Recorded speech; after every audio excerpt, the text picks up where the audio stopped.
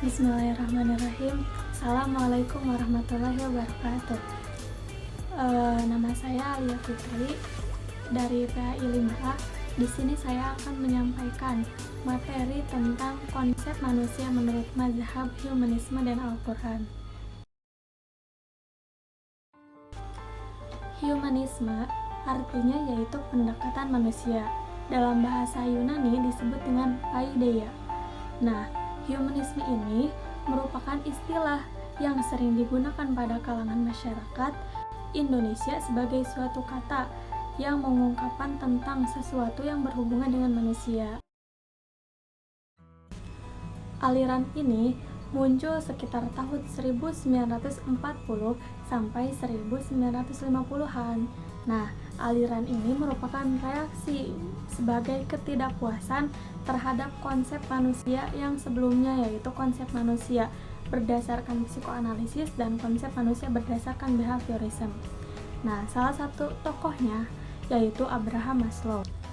Beliau yang mengkritik Freud dengan mengatakan bahwa Freud hanya meneliti mengapa setengah jiwa itu sakit, tetapi tidak meneliti mengapa setengah jiwa yang lain tetap sehat. Humanisme pada abad 19 dan 20 ini berbeda dengan humanisme pada masa awal Renaissance.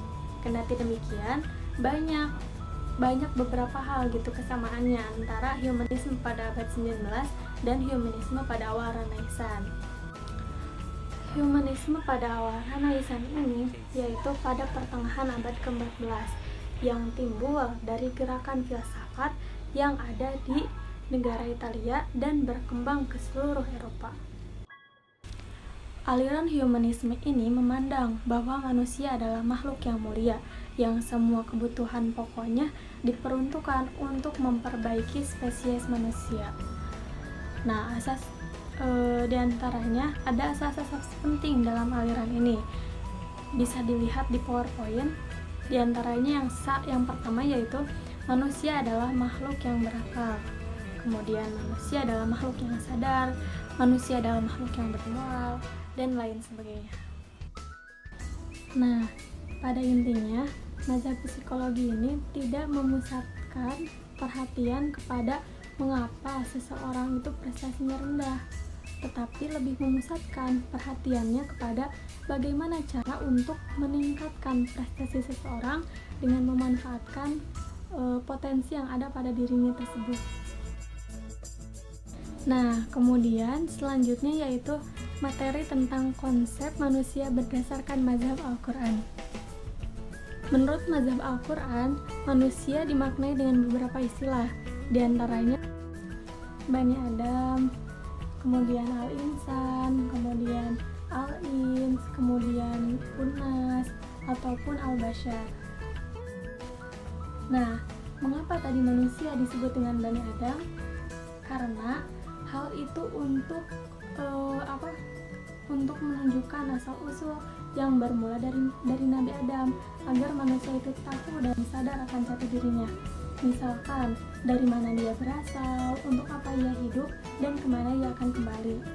Hal ini juga untuk pembuktian bahwa manusia itu bukan makhluk evolusi dari makhluk Anthropus atau kera.